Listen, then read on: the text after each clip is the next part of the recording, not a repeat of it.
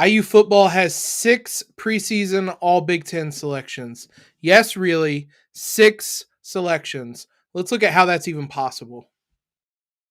You are Locked On Hoosiers, your daily podcast on the Indiana Hoosiers. Part of the Locked On Podcast Network, your team every day.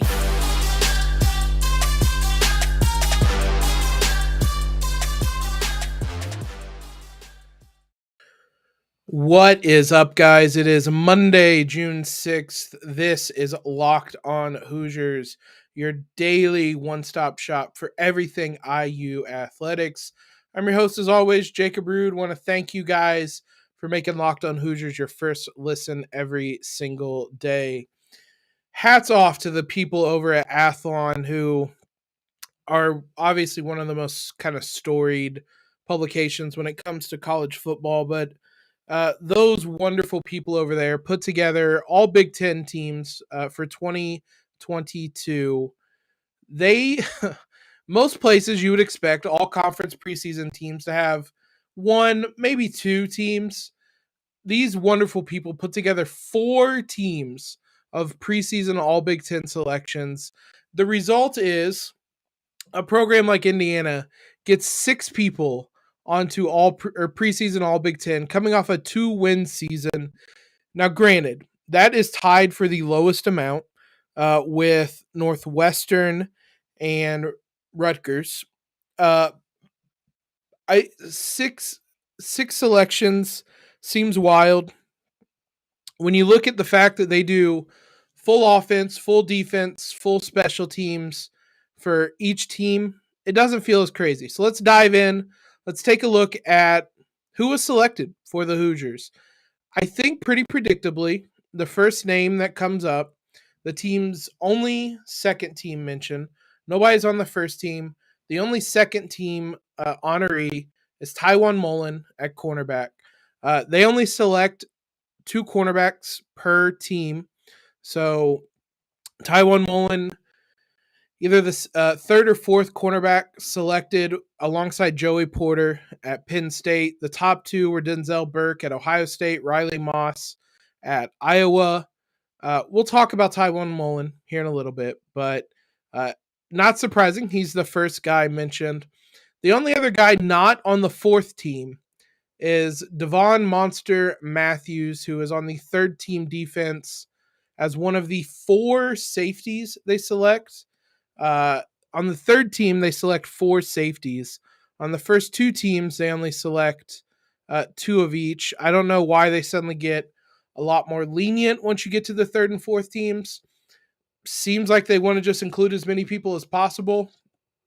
I'm fine with it. Gives us something to talk about during these off-season months. But Monster is one of the 4 safeties selected to the 3rd team. Again, makes sense if you were to select the second best player returning next season.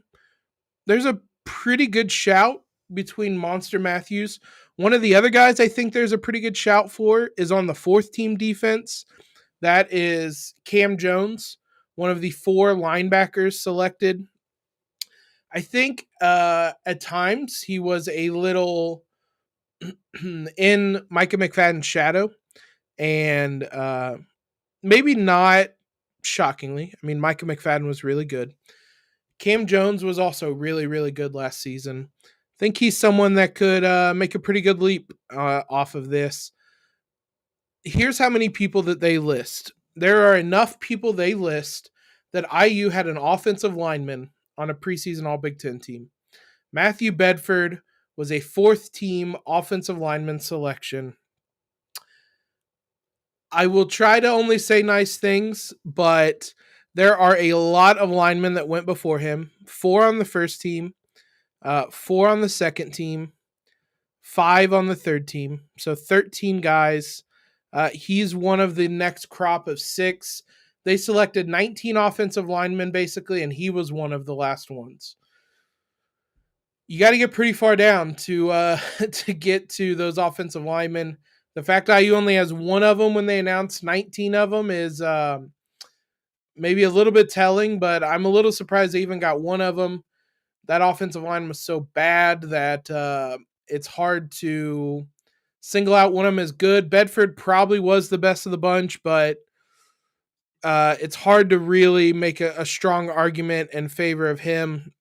The last two selections are actually special teams guys. Charles Campbell at kicker was the fourth team specialist. And an interesting one, not really sure what went into this, DJ Matthews as the fourth team punt returner. We're going to look a little bit more into that because I don't know if that's making an assumption that he's healthy. I don't know if that's making an assumption that even if he isn't healthy, he's the fourth team punt returner. But that is how Indiana gets 6 guys on the Athlon All Big Ten preseason team. If you guys want more of kind of a conference-wide look at this, I talked about it on Locked On Big Ten last week. A lot of the names that you expect. CJ Stroud is the first team quarterback.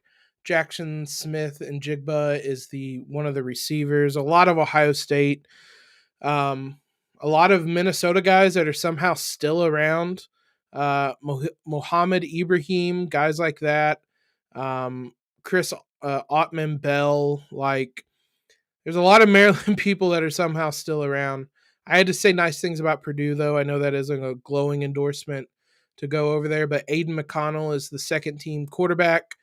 I think it speaks to how bad the quarterbacks are in the Big Ten that he's the second best one, but I had to get a backhanded compliment in there somehow. But let's take a look. Any guys that might have been left off the list, some people that might have been underrated overall. We're going to dive in, take a look at both of those. First, though, BetOnline is your number one source for all your betting stats and sports info. Find all the latest sports developments, news, and odds, including this year's NBA Finals, the NHL Conference Finals, MLB, and, of course, the latest fighting news from MMA and UFC or boxing. BetOnline is your continued source for all your sporting wagering information, including live betting, esports, and more. Head to the website today or use your mobile device to learn more about the trends and action. BetOnline, where the game starts. We have an important favor to ask you guys. We put together a survey so we can learn more about listeners like you and make your favorite Locked On podcast even better. This is your opportunity to tell us what you like and don't like about Locked On Podcasts. Just go to lockedonpodcast.com/survey right now to get started. It's not going to take you very long, and everyone that completes it is going to qualify for a chance to win one of 10 $100 Ticketmaster gift cards. It's concert season. You guys can go to a concert for free, basically, with that gift card. To take our audience survey again, go to lockedonpodcast.com/survey. Thank you guys for the help. It's hard to make arguments for anybody that might have been left off when you're talking about an IU team that won 2 games last year. And really, I went down kind of position by position. There were so many transfers. It's hard to make that argument. Like, for example, quarterback. We're not even certain who IU's quarterback is. Like, you can't name somebody on the All Big Ten team if you don't even know if they're going to be the starting quarterback. Running back, everybody left. Stephen Carr was great. If he was coming back, he might be on the list. Everybody left, so a whole lot of new faces coming in. Same with the wide receivers. There was nobody great on last year. So a whole new crop of guys nobody really knows about. Tight end is the same. I mean, Peyton Hendershot would have been on these lists, but he's gone. We talked about the offensive line. It's hard to make an argument for any of those guys being left off. So IU's strength is going to be its defense. And if you look at some of the guys that weren't included, there weren't many. I mean, the defensive line struggled last season. Ryder Anderson was the best of the bunch. He's gone. The linebackers, you had Micah McFadden gone. Cam Jones was on the list as a fourth-team linebacker. Again, maybe a little underrated. I think it's maybe not as much underrated. I just think he's someone that if that's where the kind of expectation for him is this season, I think he's going to exceed those because I think he could have a really big year. So linebackers, that other spot, you're not really, it's transfers or freshmen really. I mean, you have Deshawn Mccullough, who very interestingly, I noticed this as I was looking. Freshmen aren't on this list. Freshmen shouldn't probably be on a preseason All Big Ten list. So it's not shocking Deshawn McCullough isn't on there. I'd be stunned if he was a All Big Ten performer this year. But what's interesting, we did a podcast little over a week ago, about a week and a half ago, with John Garcia, where we talked about the 2022 recruiting class. And at the time, I was on IU's website as recently as a week and a half ago, talking about the roster for IU football. At the time, Deshawn Mccullough was listed as a linebacker, outside linebacker even, I think, but maybe not. He was listed as a linebacker either way. He's now listed as a defensive back. It's interesting. I think ultimately he's able to play a lot of positions, with which we talked about with John Garcia. So he's going to see time everywhere. But small little anecdote, something I noticed that maybe it means something. Maybe he's always been practicing with the defensive backs. I think that Husky position is screaming out his name. If he can adapt to it, especially on rundowns, it makes a ton of sense for him to play that. We'll see how he's used, but he's someone a lot of people thought would see some of that time in that Micah McFadden-sized hole. Be interesting to see now. Probably the one name that I thought that maybe could have been mentioned that wasn't was Jalen Williams. He returns. He's going to be IU's number 2 cornerback next season. Again, I don't know enough about the cornerbacks at Rutgers and Maryland and Nebraska. There were 5 fourth-team selections. I'm not really going to argue like, oh, this guy didn't belong and Jaylen Williams did. That takes an incredible amount of knowledge about the Big Ten that I simply don't have for football. I have a lot of that for basketball, but for football, again, this is why Godspeed to whoever wrote this, because you had to know a lot about Big Ten football to be able to put together this list. But Jaylen Williams was someone I thought could be on there. He's probably the best guy not on these lists for IU that is kind of returning. I know that was a lot of qualifiers, but Jaylen Williams was good last season. He's coming back. He's going to be IU's number 2 cornerback. We'll see if he plays anywhere near that level. It'd be huge if he did. If you're looking at the guys that were ranked and maybe a little underranked, Taiwan Mullin, I understand why he was second team, probably where he deserved to be. If he's healthy, he's a first team guy. That's a big if. He wasn't healthy last season. He wasn't healthy in the spring. Tom Allen kind of mentioned that, like during that Q&A he did at Huber's Winery. He didn't practice a ton during the spring. He said he was full bore now, so maybe it was a precautionary thing. He had that kind of mysterious foot injury that never really healed. If he is healed, if he is 100%, he's a first-team cornerback caliber player. So we'll see how well he performs. Charles Campbell, again, you're not going to find me arguing fourth-team, third-team kickers in the Big Ten. It's just worth pointing out that in 3 years, he's never missed an extra point, and he's only missed 6 field goals. Now, that being said, 5 of them were last season. It was his worst season as a field goal kicker. He was 13 of 18, so maybe not the best time to point out that he might be a little underranked, but he was really good before last season, still as dependable as ever on those extra points. And if he can get a little bit more consistency on the field goals, then he's all Big Ten caliber. And he's been on those types of lists. I believe going into last season, he was on that type of list. DJ Matthews is an interesting one to wrap this up. Again, if you're assuming he's healthy, he's better than the fourth team punt returner. He's like first, second team, maybe third team at worst good. Obviously, we saw how electric he was. He had the big punt return against Idaho last season. Really, really good. Fortunately, it was a punt return, I believe, that he injured his leg on. But I'm not really sure what they did this ranking based on. I don't know. If it's like even taking into account his injury, I guess, but I think he's going to be really good. I don't know if he's going to be ready day one when fall camp starts. We'll see if he is. That's a huge boost for IU, not just in special teams as a punt returner.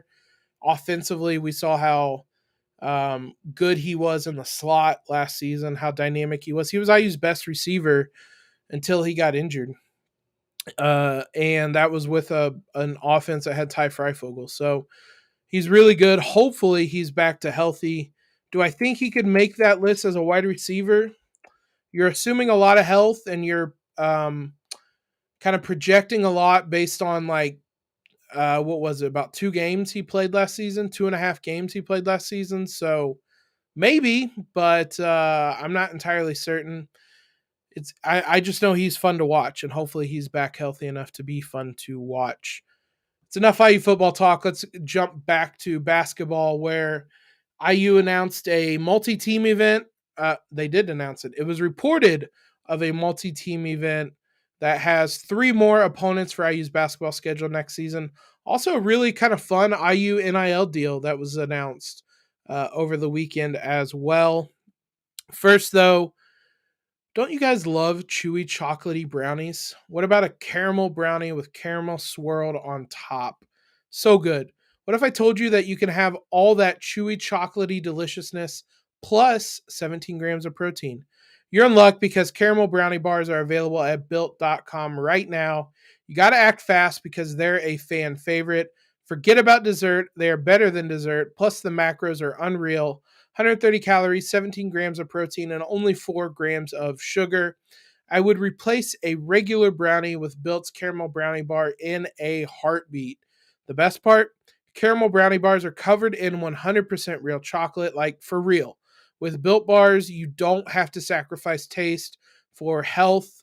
You can have both.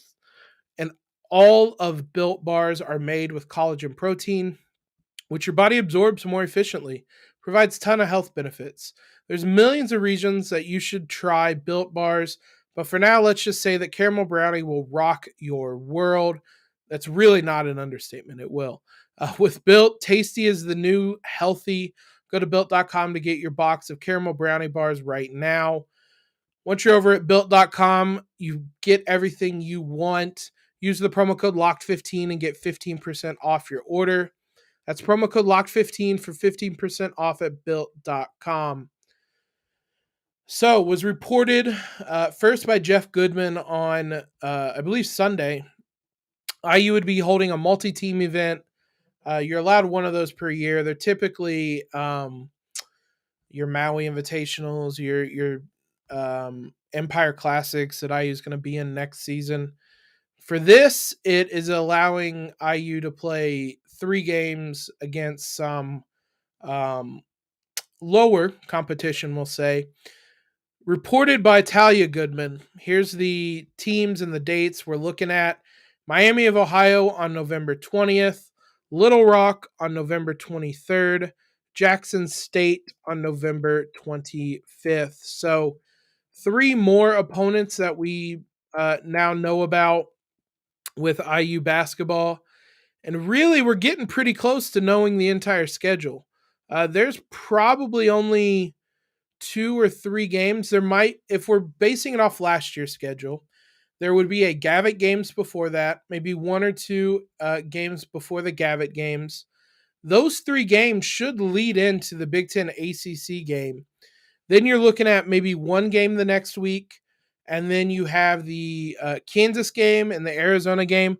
We have a pretty good understanding of IU's non-conference schedule right now. So while we don't know the exact opponents, all of them at least yet, we do have an idea of it's going to be a couple lower-ranked teams, your Gavitt games, these 3 games, which again, Miami of Ohio on the 20th, Little Rock on the 23rd, Jackson State on the 25th, your Big Ten ACC game, maybe a conference game, depending on when those are going to start, and then you're going into Arizona or Kansas and Arizona in the coming weeks after that, and then finals time, schedule slows down a bit, and then you dive into conference play. So we have a pretty good idea of what IU's schedule is going to look like already.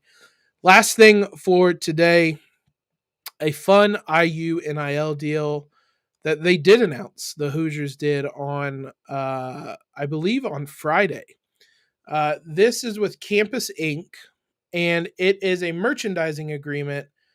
If you read everything, it might be a little confusing. Basically, it's a solution agreement that will provide name, image, and likeness merchandising opportunities for all Hoosier student athletes. Now, in layman's terms, what's that mean? You're going to be able to buy merchandise that has IU players' names on the back. For example, you can buy basketball jerseys with players' names on the back, football jerseys, soccer jerseys, baseball jerseys. You're going to be able to do all of that now. Hypothetically, with whatever sport has names on the back, I don't know that basketball will, but with football, you're going to be able to buy your Taiwan Mullin jersey now, your McCullough jersey, your whatever jersey it is that you want, your DJ Matthews jersey, whatever it is, you're going to be able to buy that jersey now. It's going to allow players to have their faces on shirts and whatnot. It's going to allow everything like that to be sold. Each person is going, or each player, each athlete is going to have I believe they called it a personalized like digital locker room that will have all their merchandise so that these guys make money off of it. There's any number of things that could be available. Those were just kind of examples I gave. Basically, they can put their face, their name on anything and sell it and make money off of it. So super exciting, super fun. This allows them to put IU's kind of logo and stuff with their name and make money on it. So that's awesome. Excited to be able to buy a Taiwan Mullin jersey. Unfortunately, it came 1 year too late because, buddy, I would have snapped up a Michael Penix jersey quicker than you could believe. But still, I'm excited for a Taiwan Mullin jersey. Hopefully, we get some Trace merchandise, Jalen Hood-Schifino, those guys as well. So excited for that. Thanks again, guys, for making Locked On Hoosiers your first listen every day. We'll be back with you later this week. We're going to have another kind of season in review for NBA. We did it on Friday with OG Anunoby. Locked On Raptors host Sean Woodley came on. It was a really fun conversation. Really encourage you guys to go back and look at that. I've already been in contact with the Rockets. Hopefully we're going to get one on EJ, Eric Gordon up hopefully by Wednesday, but later this week. Also trying to do one for Vic and the Heat over at Locked On Heat as well. So we'll have those this week for you. Now make your second listen Locked On NBA Big Board podcast. Rafael Barlow, Richard Stamen, Sam Ferris, and Leif Thulin give fans an in-depth look with the biggest prospects, the latest player rankings, and obviously big boards. Follow Locked On NBA Big Board every day on the Odyssey app, YouTube, or wherever you get podcasts. Follow us on Twitter if you haven't already, at @LO_Hoosiers. Subscribe, leave a quick rating and review, helps us out a ton. Join us over at YouTube as well. That audience is constantly growing. But most importantly, though, guys, have a great, great Monday and LEO.